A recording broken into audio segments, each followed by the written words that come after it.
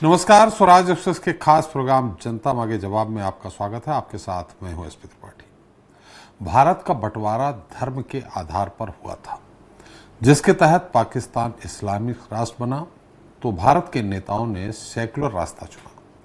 लेकिन आज़ादी के 75 साल बाद एक तबका भारत को हिंदू राष्ट्र घोषित करने की मांग कर रहा है।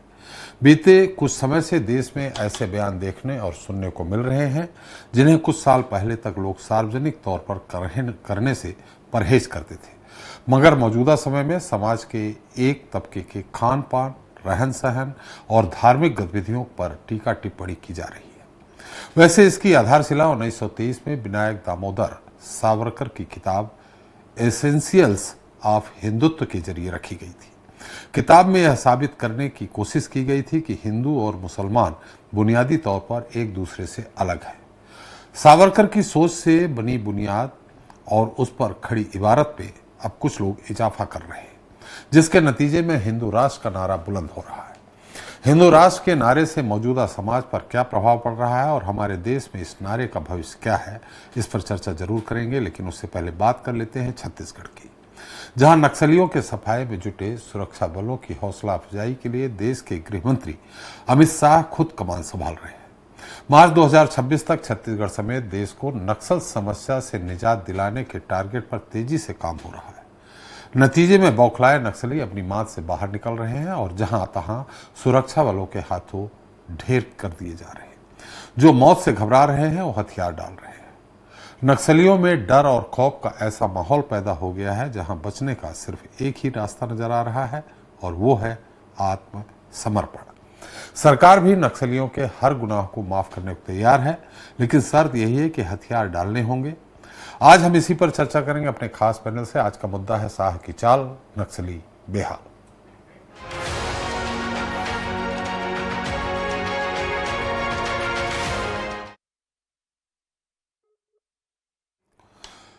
तो केंद्रीय गृह मंत्री अमित शाह 2 दिवसीय छत्तीसगढ़ दौरे पर आ रहे हैं। शनिवार को अमित शाह सीएम विष्णुदेव साय, मंत्रियों, पुलिस अधिकारियों के साथ ही प्रशासनिक अफसरों के साथ बड़ी बैठक करेंगे। चर्चा है कि केंद्र और राज्य सरकार से नक्सलियों के द्वारा की गई युद्ध विराम की पेशकश पर इस बैठक में कोई बड़ा फैसला हो सकता है। लेकिन विपक्षी कांग्रेस एक बार फिर अमित शाह के दौरे पर सवाल खड़े कर रही है। उसका कहना है कि अमित शाह बस्तर के खनिज साधनों को उद्योगपतियों को सौंपने आ रहे हैं। इस बयान के बाद सूबे में सियासी घमासान मच गया है। इस पर चर्चा करेंगे, लेकिन पहले देख लेते हैं एक रिपोर्ट। केंद्रीय गृह मंत्री अमित शाह आज देर शाम रायपुर पहुंचेंगे। वो नवा रायपुर में मुख्यमंत्री विष्णुदेव साय और उनके मंत्रियों के साथ राजनीतिक हालात के साथ साथ राज्य सरकार के कामकाज की भी समीक्षा करेंगे। नक्सलवाद से जूझ रहे छत्तीसगढ़ में केंद्रीय गृह मंत्री का ये दौरा महत्वपूर्ण बताया जा रहा है, क्योंकि अमित शाह छत्तीसगढ़ में नक्सलियों के खात्मे का संकेत दे चुके हैं, जिसके लिए मार्च 2026 की डेडलाइन पहले से तय है। देश के गृह मंत्री जी का लगातार बस्तर आना हो रहा है। बस्तर की तरक्की, बेहतरी, बस्तर की शांति के लिए ये ऐतिहासिक होने वाला है और जो संकल्प है मार्च 2026 तक सशस्त्र नक्सलवाद को समाप्त करने का, उस दिशा में और मजबूत और ठोस कदम होगा। छत्तीसगढ़ में विष्णुदेव साय सरकार अपने 15 महीने के कार्यकाल में नक्सलवाद पर अंकुश लगाने में काफी हद तक कामयाब रही है। 1 दिसंबर 2023 से अब तक करीब 354 नक्सली मारे गए हैं और करीब 1150 नक्सलियों ने आत्मसमर्पण किया है। जवानों की लगातार आक्रामक कार्रवाई से घबराए माओवादियों ने सरकार से युद्ध विराम के साथ शांति वार्ता की पेशकश की है। हालांकि युद्ध विराम और शांति वार्ता जैसे शब्दों पर कांग्रेस को भरोसा नहीं है। लेकिन बार बार क्यों आ रहे, हमारा सवाल है। अमित शाह जी जब बस्तर आते हैं तो एक तरफ से नक्सलियों का स्क्रिप्ट चिट्ठी आता है कि हम चर्चा के लिए तैयार हैं, युद्ध विराम तैयार है। एक तैयार किया हुआ एक स्क्रिप्ट है ये, ताकि अपने चहेते उद्योगपतियों को, अंबानी और अडानी को, बस्तर के खनिज संसाधनों को वो सौंपने के लिए आ रहे हैं। आदिवासियों के हित से समझौता कभी भी कांग्रेस पार्टी नहीं करेगी। बहरहाल केंद्रीय गृह मंत्री अमित शाह के रणनीति के अनुरूप सुरक्षा बल के जवान बस्तर में नक्सलियों का सफाया करने में लगातार जुटे हैं, जिसमें बड़ी सफलता भी मिल रही है। लेकिन विपक्ष के सियासी आरोपों के बीच अब ये देखना दिलचस्प होगा कि मार्च 2026 तक नक्सलियों का सफाया करने में सरकार और सुरक्षा बल कितना सफल हो पाते हैं। स्वराज एक्सप्रेस के लिए रायपुर से दिलीप साहू की रिपोर्ट। तो शाह की चाल, नक्सली बिहाल, इस पर चर्चा के लिए मौजूद है डॉक्टर बिमल चोपड़ा जी, हमारे साथ जल्द जुड़ेंगे। बीजेपी प्रवक्ता हैं, सत्यप्रकाश सिंह जी हैं, कांग्रेस प्रवक्ता हैं, हमारे साथ जुड़ चुके हैं। के शर्मा जी वरिष्ठ पत्रकार हमारे साथ जुड़ चुके हैं। आप सभी का हमारे इस खास कार्यक्रम में बहुत बहुत स्वागत है। पहले शर्मा जी आपसे एक छोटा सवाल है, जो भी कांग्रेस आरोप लगा रही है और जो भी परिणाम आ रहे हैं, 354 पिछले एक सवा साल में जब से विष्णुदेव साय सरकार आई है, 354 नक्सली ढेर हो चुके हैं। किस रूप में लेते हैं? जैसा वो आरोप लगा रहे हैं कि अडानी अंबानी को खनिज साधन हमारा बस्तर का सौंपने आ रहे हैं, इधर ये आरोप लगाया जा रहा है कि मैं नक्सलवाद समाप्त कर रहा हूं। विपक्ष को सिर्फ अपने एक मुद्दे की पड़ी रहती है कि किसी भी तरह से बीजेपी पे आरोप लगाना। क्या लगता है आपको? देखिए त्रिपाठी जी, निश्चित रूप से बस्तर खनिज संसाधन से परिपूर्ण है। इसके साथ ही वनोपज, अभी सुकमा में वहां लिथियम मिलने की बात आई है, इन नीलामी की बात आई है। और दूसरी ओर आप देखेंगे नक्सलियों को जो पत्र आया है उसमें भी इस चित्र जो वार्ता के लिए युद्ध विराम की जो बात कही जा रही है, उस पत्र में उन्होंने इस बात का भी उल्लेख किया है कि इस क्षेत्र को कारपोरेट घराने को, पूंजीवाद को देने की जो बात करते हैं वो हमेशा उनकी एक विचारधारा है, कह सकते हैं इसको। अब इसको लेकर के जो अभी अभियान चल रहा है, क्या बस्तर के लोगों को विकास नहीं चाहिए? जिस तरह से एक छोटी सी बात आई है जो पूरे प्रदेश देश को हिला दिया है कि वहां का बच्चा रायपुर में आके कहता है कि हमने आज तक टीवी नहीं देखा है। ये वहां विकास की स्थिति है। आज जब वहां मोबाइल टावर लगाने की बात हो रही है, प्रधानमंत्री आवास योजना पहुंच रहा है, आज तक सरकार ने इतनी गंभीरता से उस क्षेत्र में ध्यान नहीं दी, ये तो स्पष्ट रूप से कहा जा सकता है। नीति और नियत दोनों स्पष्ट है, इच्छा शक्ति दिख रही है, एक डेडलाइन तय कर दिया गया है। उस अंतर्गत जो नक्सली जिस क्षेत्र को खाली कर रहे हैं उस क्षेत्र में विकास हाथ तक पहुंचाने की बात हो रही है।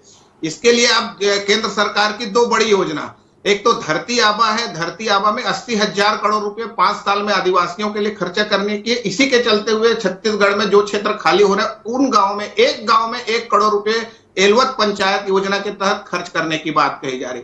सांस्कृतिक बढ़ावा देने के लिए, उनको जोड़े रखने के लिए ये बस्तर पंडुम हो रहा है सांस्कृतिक कार्यक्रम। इससे पहले बस्तर आलम, तमाम प्रकार के जो वहां पे काम हो रहे हैं। उसी तरह से जनमन योजना के तहत करोड़ों रुपए का काम आ रहा है, 15,000 करोड़ रुपए केंद्र सरकार की आदिवासी विकास के लिए। ये राशि निश्चित रूप से हर साल बढ़ते जा रही, परसेंटेज आप देखेंगे। छत्तीसगढ़ में 6,000 कर्मचारियों की भर्ती की बात कही जा रही। पूरा छत्तीसगढ़ सरकार, मैं तो कहूंगा कि केंद्र सरकार का भी जिस तरह से अमित शाह यहाँ ध्यान दे रहे हैं, बस्तर पर फोकस है। और बस्तर में जो विकास होगा निश्चित रूप से आप नीतिगत रूप से कांग्रेस भाजपा को देखना चाहेंगे तो टाटा को जमीन मिलना और टाटा की जमीन को वापस, टाटा को नहीं आना और यहाँ पे आदिवासियों की जमीन को लौटा देना, लोहारी गुड़ा की घटना। तो ये दोनों की नीतियों में अंतर है। लेकिन जो पूंजीवाद की बात नक्सली कह रहे हैं और जो रेड कॉरिडोर के स्थान पर रेड कारपेट बिछाने की बात कांग्रेस कर रहे हैं, ये कहां तक सही है ये तो आने वाली बात है। लेकिन इससे नक्सली मूवमेंट जो चल रहा है वो क्या प्रभावित हो रहा है, क्या ये एक महत्वपूर्ण बात है। क्या नक्सल उन्मूलन के लिए कांग्रेस के कोई सुझाव है? केंद्र सरकार या राज्य सरकार मिलकर के कोई सुझाव दे सकते हैं? जनप्रतिनिधियों की महत्वपूर्ण भूमिका, जिस तरह से गृह मंत्री अभी मोटरसाइकिल के दौरा करते नजर आ रहे हैं, तो जनता की भागीदारी बढ़ रही है और इसी के चलते हुए इंटेलिजेंस मजबूत हुआ है, जनता के सहयोग मिल रहा है, कह सकते हैं पुलिस और सेना को, जिसके चलते हुए इनको पीछे धकेलते जा रहे हैं। जी चलो सत्यप्रकाश जी मेरी आवाज आ रही है आपको? जी आ रही है जी। सत्यप्रकाश जी देखिए, जो आंकड़े बता रहे हैं, परिणाम बता रहे हैं, और खासकर जो, और एक मैंने किसी पुलिस अधिकारी की जो बाइट है वो भी सुनी है, वेबसाइट में भी पढ़ा है, अन्य जगहों पढ़ा है। नक्सली अब बौखला इस बात को रहे कि नई पौध वो नहीं तैयार कर पा रहे हैं। अब वो 10 से 14 साल के बच्चे और 18 से 22 साल के बच्चों को भर्ती करने की बात कर रहे हैं। ऐसा शायद पहली बार हो रहा है कि नक्सल अपने उसमें गैंग में, अपने ग्रुप में वो शामिल नहीं कर पा रहे हैं नए पौध को, नए लोगों को। इन स्थितियों में आपके प्रदेश अध्यक्ष का ये कहना, न सूत न कपास जुलाहों में लट्ठम लट है, कि ये अडानी अंबानी को, माने नक्सलियों का अगर सफाया किया जा रहा है तो अडानी अंबानी को वहां के खनिज संसाधन देने के लिए सब किया जा रहा है। ये थोड़ा सा आपको भी अटपटा सा बयान नहीं लग रहा दीपक बैग जी का?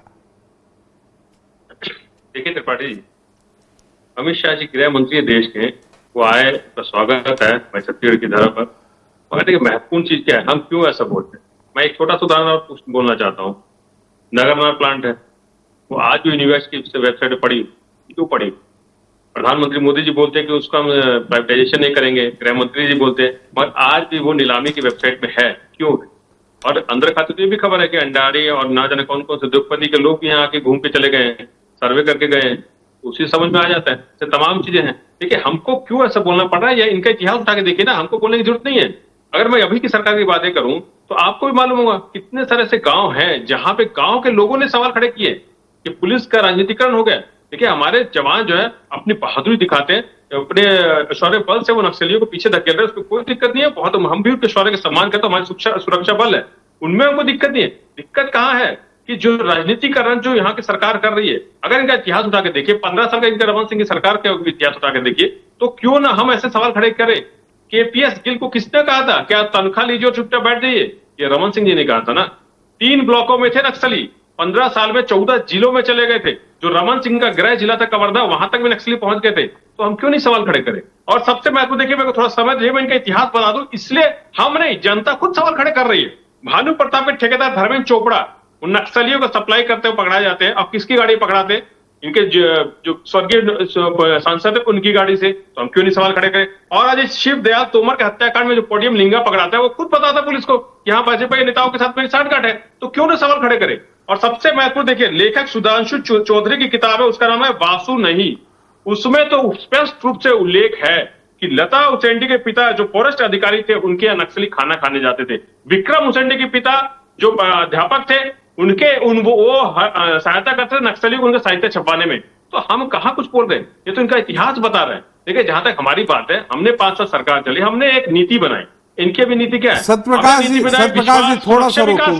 सत्यप्रकाश जी, आपके आंकड़े बहुत अच्छे हैं, बहुत अच्छा आप प्रेजेंट करते हैं, लेकिन एक सवाल ये है, इतिहास अलग हो गया, ठीक है, सारे भाजपाई नक्सलियों से मिले, लेकिन आज की स्थिति में जो आंकड़े बता रहे हैं 354, 14-15 महीने में नक्सलियों का ढेर हो जाना, इतनी बड़ी तादाद में हम पुलिस जवानों को मरते हुए देखा है हमने, लेकिन इतनी बड़ी तादाद में नक्सलियों को एक साथ मुठभेड़ में मारते हुए नहीं देखा, ना आपने देखा होगा ना सुना है। अब इस स्थिति में 354 नक्सली मारे जा रहे हैं। अगर वहां कोई भी कारपोरेट घराना आता है, वहां इंडस्ट्री लगती है, वहां के लोगों को रोजगार मिलेगा, नक्सलवाद का सफाया होगा, ऐसी स्थिति में विपक्ष को साथ देना चाहिए, ना कि कोई सवाल खड़ा करना चाहिए, मुझे जो लगता है। नहीं त्रिपाठी जी, आपका सवाल अच्छा है। देखिए मैं वही बात बोलूं, अभी जैसे के शर्मा जी ने याद दिलाया कि जब हमारी सरकार बनी तो लगभग 1100 एकड़ ऐसी जमीनें थी जो उद्योगपतियों को दी गई थी। 15 साल में उद्योग क्यों नहीं लग पाए। केंद्र सरकार 2014 में आ गई, मतलब 4 साल आपके साथ मोदी सरकार भी थी और यहाँ पे भी आपकी डबल इंजन की सरकार थी। तो 4 साल में जो देख लिया आप, तो क्यों नहीं कर पाए थे आप। रमन सिंह 15 साल लगातार 3 बार मुख्यमंत्री, क्यों नहीं कर पाए थे आप। तो जमीन हड़पने का कार्यक्रम था वो। हमारी सरकार है तो हमने वापस दिलाए। अगर आप चाहते तो 15 सालों में आप सोचिए बस्तर को लंदन बना देते, मगर आप क्यों नहीं कर पाए। आप क्यों बोलते रहे कि तनख्वाह लीजिए बैठ जाइए। और आप जहां तक हमले की तमाम चीज बात करते, देखिए वही मैं बोल रहा हूं, अगर ये चीजें हो रही है तो आप खुद बताइए, जो सरकार या जो पार्टी 15 साल में नहीं कर पाई वो 1 साल में कर लेगी। तो इसका आधार किसने रखा है। हमारी एक नीति थी विश्वास की, विकास की, सुरक्षा की, जो हमने एक नीति बनाई। इन्होंने स्कूल बंद किया, हमने वहां स्कूल दिए, वहां पे हमने 65 बल्ब की खरीदी की, वहां पे सुरक्षा दिया, वहां रोजगार दिया। 45 लाख लोग गरीब रेखा से ऊपर आए तो बस्तर के लोग भी थे, इसीलिए हमने वहां पे आर्थिक तौर पे सशक्त किया, स्वास्थ्य दिया, वहां स्कूल की मेडिकल कॉलेज खोल के दिए। तो हमने एक नीति बनाई थी। इनकी नीति क्या है। और देखिए उसी नीति के तहत अमित शाह जी पिछले बार हमारे साथ दौरा किया था, उन्होंने खुद ने बोला कि 85% नक्सली हमले कब हुए। ये तो उन्हीं का बयान था ना, सब मीडिया में खबरें चली थी। और उसके बाद भी अगर बात करूं मैं, तो तमाम 590 गांव ऐसे थे जो नक्सल प्रभावित क्षेत्रों से बाहर आए थे, वो हमारी सरकार में करके दिखाया ना। इनके 15 साल में तो मैंने बताया ना, 4 ब्लॉक में से 14 जिलों में चला गया था, ये हालात थे। हमने एक नीति बनाई, उसके कारण ये सब संभव हो सका। इसलिए मैं बार बोलो, आत्मसमर्पण की मैं बात करूं, हमारे कार्यकाल में लगभग 1879 नक्सलियों ने, जो पिछले 10 साल में नहीं हो, तो वो आत्मसमर्पण किया था। तो हमने काम करके दिखाया। 56% कम शहादत जो आम नागरिक होती थी, उस पर कमी आई थी। तो एक नीति होनी चाहिए। अभी क्या नीति है, कभी आप बोलेंगे गोली मारेंगे, कभी बोलते चर्चा करेंगे, कभी बोलेंगे कि हम उनके घर जाके खाना खाएंगे। तो आपकी नीति स्पष्ट नहीं है ना। और ये हम नहीं बोल रहे, हम तो विपक्ष आवाज उठाते हैं। जो गांव के लोग बोलते हैं कि हमारे निर्दोष लोगों को वो ये मार देते हैं, उनके पास सब चीज आधार कार्ड रहता है, राशन कार्ड रहता है, उनको नक्सली बता के मार देते, हम तो विपक्ष है, उनकी आवाज उठाते, जिसके साथ अन्याय होगा उसकी आवाज मतलब उठाएंगे। सत्यप्रकाश जी, आपका कहना है कि जो इनकाउंटर हो रहा है ये फर्जी है? नहीं नहीं, मैं एनकाउंटर फर्जी नहीं बोल रही, हमारी पार्टी वो एनकाउंटर फर्जी नहीं बोलती है, ये मैं स्पष्ट बोल देता हूं। कभी किसी ने अगर बयान उठा के देख लीजिए, कभी एनकाउंटर को फर्जी बताया हो। हम ये बोलते हैं कि गांव के लोग, जो गांव के सरपंच हो, जो स्थानीय लोग हो, वो अगर सवाल खड़े करते हैं तो हम एक विपक्ष के नाते, उनका धर्म है, हमारा धर्म है उनकी आवाज उठाना, उसी के तहत हम आवाज उठाते हैं। इसलिए मैं बोलना चाहूँ कि गांव के लोग ऐसा क्यों सवाल उठाते हैं, इसलिए मैं बोला के शर्मा जी बैठे हुए ये भी बता दें कौन कौन से गांव के लेके, सरकुंडा के गांव के हुआ, कोयला बेड़ा के गांव के सवाल उठाते कि नहीं उठाता, इसलिए बोला था गांव के लोग सवाल उठाते, उसके बाद हम विपक्ष के उनकी आवाज बनते हैं, क्योंकि विपक्ष का धर्म है जनता की आवाज उठाना। हमने कभी पहले नहीं आवाज उठाया कि ये नक्सली फर्जी है या फर्जी एनकाउंटर है, कोई भी तमाम चीजें, सरपंच गांव के हो या स्थानीय नेता है या स्थानीय लोग हैं, उन्होंने सवाल खड़े किए हैं तो हम उनके पक्ष के साथ देते हैं कि इसकी जांच होनी चाहिए। और हम तो जांच की बात करते, उसमें भी नहीं बोलते कि फर्जी, हम बोलते जांच होनी चाहिए, निष्पक्ष जांच होनी चाहिए। चलिए, बिमल चोपड़ा जी हमारे साथ। बिमल जी, मेरी आवाज आ रही है आवाज बात, लेकिन समय देंगे तब ना। नहीं, एक्चुअल में मुझे जो जानकारी है आपसे संपर्क नहीं हो पाया था, अभी मुझे मालूम पड़ा आपसे मेरा संपर्क हो गया। पे हूँ, शुरू से ही हूँ लाइन। जी जी, चलिए बिमल जी, सत्यप्रकाश जी ने बहुत सारे आरोप लगाए हैं।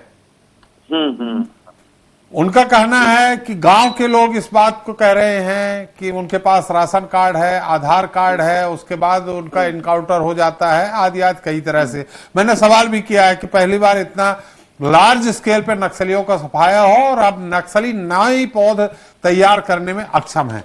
लेकिन वहीं दीपक बैज जी ने कहा कि बार बार अमित शाह जी आ रहे हैं, वो इस बात का सर्वे करने आ रहे हैं। ये सत्यप्रकाश जी ने भी कहा कि रानी अंबानी जी सर्वे कर गए हैं, वहां जो खनिज संसाधन है उस पे नजर है, न कि नक्सलियों के सफाये पर।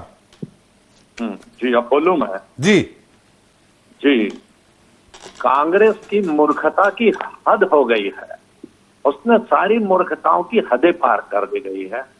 अभी सत्यप्रकाश जी बोल रहे थे कि हमने किसी भी इनकाउंटर को फर्जी नहीं कहा।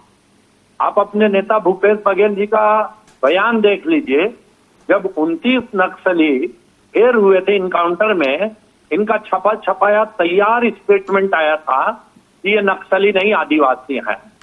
दूसरे दिन नक्सलियों का स्टेटमेंट आया कि ये हमारे नक्सली साथी थे जो इनकाउंटर में मारे गए। अब ये बताइए कि इनकी मिली भगत है कि नहीं? नक्सलियों से बड़े नक्सली ये हैं। इनको जो है पूरे देश में भ्रम फैलाना है।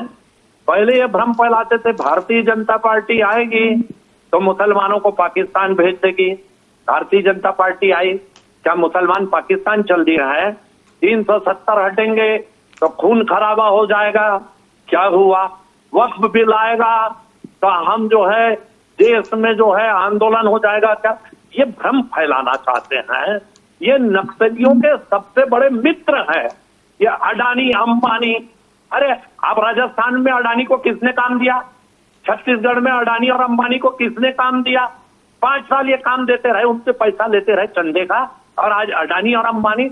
अरे आप कहते हैं हमारे समय में नक्सलवाद जो है बहुत कम हुआ।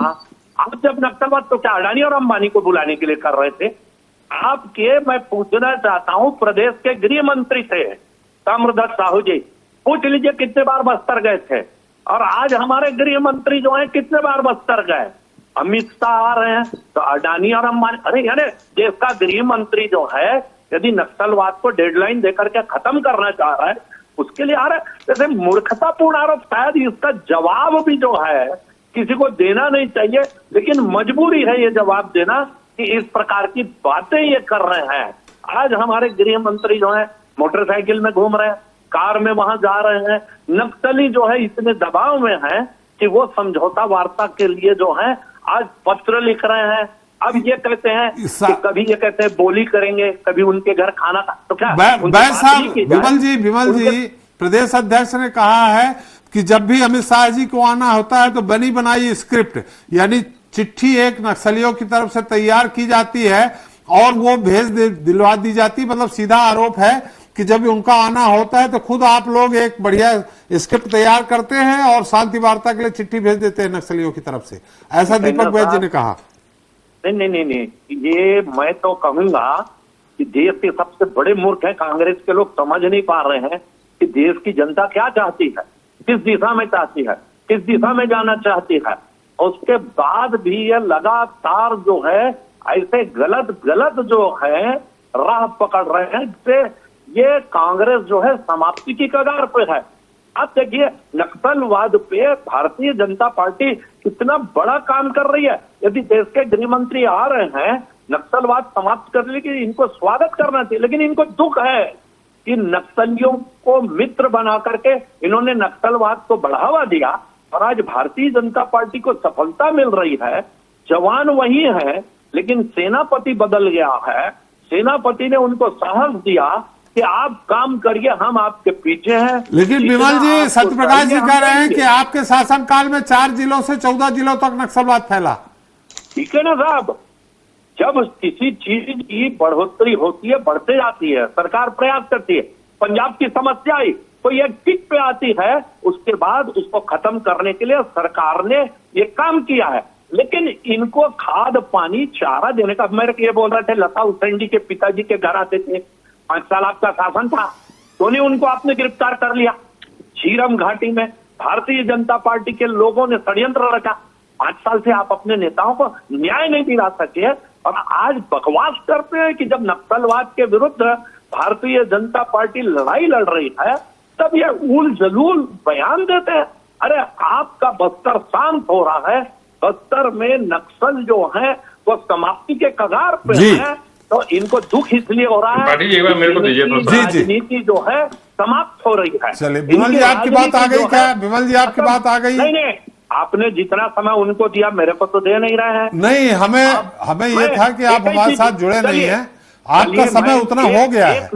एक मिनट, एक प्रश्न का जवाब मेरे को कांग्रेस के प्रवक्ता दे देंगे। क्या भूपेश बघेल जी ने स्टेटमेंट दिया था कि नहीं कि 29 जो नक्सली मारे गए हैं ये आदिवासी हैं और दूसरे दिन नक्सलियों था नहीं, आदिवासी नहीं, हमारे साथी, ये स्टेटमेंट दिया था कि नहीं? बता दे वो हाँ या ना में जवाब दे। हाँ या नहीं, वो स्पष्टीकरण देंगे सत्यप्रकाश जी। नहीं, हाँ या ना में पहले तो बोलते हैं उन्होंने स्टेटमेंट दिया था कि नहीं? अरे चोपड़ा जी, सुन लीजिए, देश की सर्टिफिकेट तो चल रहा है, कौन चला रहा है, कौन मूर्ख है नहीं मूर्ख है, पहले वो तो जान लीजिए, उसके बाद सुन लीजिए। विमल जी, आपने सवाल कर दिया, उनको उत्तर देने दीजिए। विमल जी, सवाल आपने किया है, मत पकड़ाइए। सुन लीजिए, मैंने आपके 15 साल का इतिहास बता दिया तो दर्द क्यों लगे चोपड़ा जी?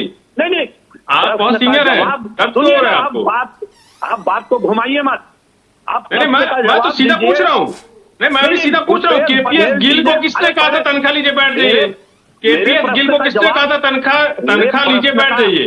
मेरा भी प्रश्न है, जवाब तो दे, मेरे प्रश्न का जवाब दे दीजिए। एक करके विमल जी, सत्यप्रकाश जी, एक करके सवाल और जवाब करें, एक करके सवाल जवाब करें। विमल जी, आपने अपना सवाल कर लिया। पार्टी जी भाई बोल रहा हूँ, बोलिए, मैं इंटरप्ट कर रहा था। विमल जी, आपने अपना सवाल कर लिया, उत्तर तो सुनिए। नहीं, अरे तो जवाब दीजिए ना, हाँ या ना में। अरे तो आप जवाब देने देंगे तब तो जवाब लेंगे, आप थोड़ा सुन तो लीजिए। मेरे से प्रश्न पूछ रहे हैं साहब, वो तो मेरे प्रश्न। अरे मैं हूँ आपके साथ, मैं बीच में काउंटर करूंगा। आपने सवाल किया, मैं उनसे उत्तर लेने दीजिए।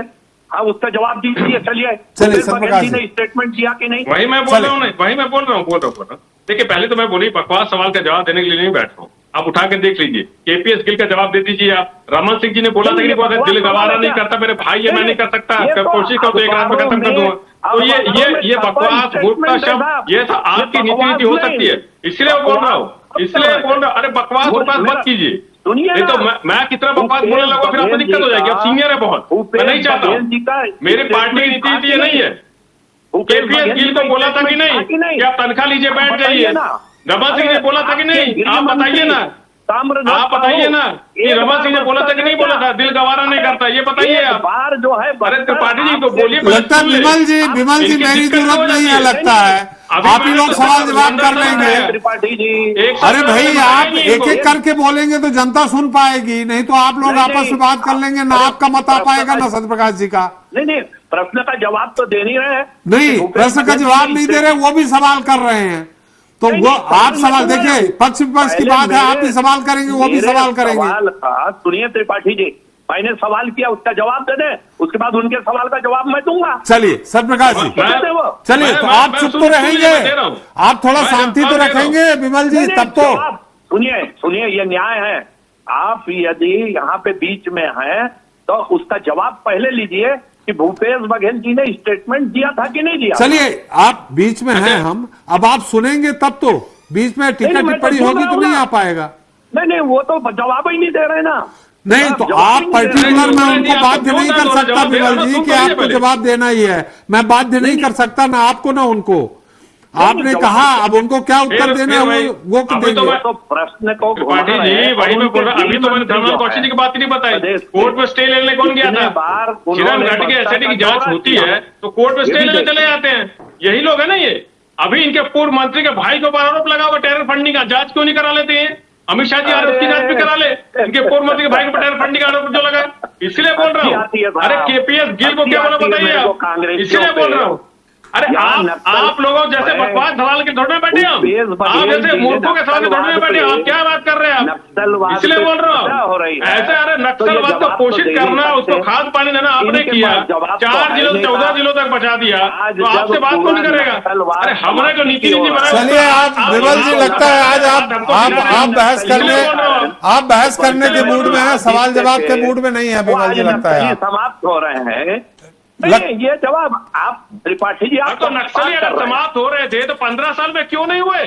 रमन सिंह जी क्यों तनख्वाह दे रहे थे? इसलिए बताइए ना, 15 साल नक्सली 300 स्कूल क्यों बंद कर दिए थे? जमीनें क्यों हड़प रहे थे आप लोग? एक दिन में सड़कें क्यों नहीं बना रहे थे आप लोग? चलिए सत्यप्रकाश जी, विमल जी, मुझे फिर से के शर्मा जी का टिप्पणी लेनी है।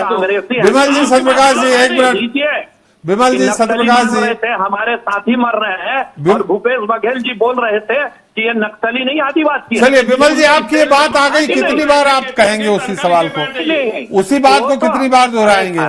चलिए आपकी बात आ गई। शर्मा जी आपकी टिप्पणी, समय समाप्त हो रहा है हमारा। शर्मा जी आपकी टिप्पणी, समय समाप्त हो रहा है। बड़ा प्रश्न है। चलिए विमल जी आप सुन तो लीजिए, ये मंच नहीं है, ये चैनल है, प्लीज एक एक करके अगर बात करेंगे। तो है साहब, मंची तो है त्रिपाठी जी आप उसमें बताइए। अच्छा चलिए पत्रकार महोदय बता दें कि ये पेपर में छपा था कि नहीं। चलिए आप सुनेंगे तब तो, आप सुनेंगे तब तो, आप सुनेंगे तब तो। चलिए ना जवाब ले लीजिए पत्रकार महोदय। शर्मा जी टिप्पणी। निश्चित रूप से त्रिपाठी जी जो घटना की बात बार बार कर रहे हैं, जहां पे डिबेट अटक गया है कहा जाए, तो उस समय ये बात आई थी 29 लोग जब मरे हैं तो उसमें ग्रामीणों को भी हुई है, ये बात आ रही थी, लेकिन वो जांच में आया। इस तरह से बातें और भी पहले हुई। सुन लीजिए पत्रकार महोदय, नहीं आप गलत बोल रहे हैं, आप भी गलत बोल रहे हैं। ये बात नहीं ग्रामीणों। विमल जी मैं हट जाता हूँ, आप ही सवाल जवाब कर लीजिए। आज जो मारे गए हैं वो नक्सली नहीं ग्रामीण है, और नक्सलियों ने कहा कि हमारे 29 साथी मारे गए। चलिए विमल जी मैं हट जाता हूँ, प्रोग्राम समाप्त कर देता हूँ, आज आप ही बात कर लीजिए। आप क्यों छुपा रहे हो? नक्सलियों ने कहा, ये तो अभी उन्होंने भी लेटर जारी किया है, नक्सलियों के लेटर को स्वीकार करें कि वही बात तो कांग्रेस कर रही है कि इस लेटर को हम स्वीकार करें कि नहीं, ये भाजपा का स्क्रिप्ट है करके आरोप तो लगा रहे। राजनीतिकरण की जो बात आ रही है, जो ये राजनीतिक बात नहीं है अमित शाह के जो कर रहा हूँ त्रिपाठी जी, पूरी जो ये राजनीतिक नहीं है, ये तो अखबारों में छपी बातें है ना। कुल मिला के विमल जी जो आप चाहें वही बोले पत्रकार महोदय, ऐसा कैसे संभव है? नहीं अरे ये तो अखबारों में छपा, बोलिए तो मैं कटिंग ला दूं। राजनीतिकरण की बात जो अभी राजनीतिकरण किसको मिले? आप कटिंग को सही मान रहे हैं विमल जी, आप कटिंग को सही मान रहे हैं, और एक पत्रकार आपको जीवंत बोल रहे हैं उसको गलत मान रहे हैं। गलत बोल रहे हैं वो भी, मैं तो ज्यादा से कहता हूँ ना, तो फिर गलत बोल रहे हैं। फिर तो कटिंग भी गलत हो सकती है ना। ये कहा बोल रहा हूँ भूपेश बघेल अलग से और बैठा लेंगे साहब, वो कह रहे हैं उसमें ग्रामीण क्या है कि मारे गए उन साथी हमारे थे, ये नक्सलियों का स्टेटमेंट है, उसमें कुछ फिर आप कह रहे हैं उसमें ग्रामीण भी थे। चलिए समाप्त हो गया। लगता है विमल जी आज सवाल जवाब के मूड में नहीं है, आज वो लगातार धारा प्रवाह अपनी बात कहने के मूड में है, इसलिए क्षमा चाहता हूं विमल जी, हमारा समय समाप्त हो गया। सत्यप्रकाश जी मेरा समय समाप्त हो गया। शर्मा जी आपका भी बहुत बहुत धन्यवाद हमारे साथ जुड़ने के लिए और अपना अमूल्य समय देने के लिए। तो आज हमने चर्चा की छत्तीसगढ़ की, जहां राज्य सरकार केंद्र के साथ मिलकर वर्षों से नासूर बने नक्सलवाद को मिटाने पर आमादा है। नक्सलियों को हर मोर्चे पर विफल करने के लिए जांबाज सिपाही अपनी जान की बाजी लगाने से भी नहीं कतरा रहे। छत्तीसगढ़ में ऐसा लग रहा है मानो नक्सलवाद अपनी आखिरी सांसें गिन रहा है। लेकिन ये अफसोस की बात है कि सियासत यहां भी अपना रंग दिखा रही है। विपक्ष को सरकार की कोई भी रणनीति पसंद नहीं आ रही है, तभी नक्सलवाद की चौसर पर विपक्ष हर वो चाल चलने की कोशिश कर रहा है जिससे सरकार की कोशिशों को नीचा दिखाया जा सके। शायद ये अप्रोच छत्तीसगढ़ के लिए मुनासिब नहीं है। ये तो रही बात छत्तीसगढ़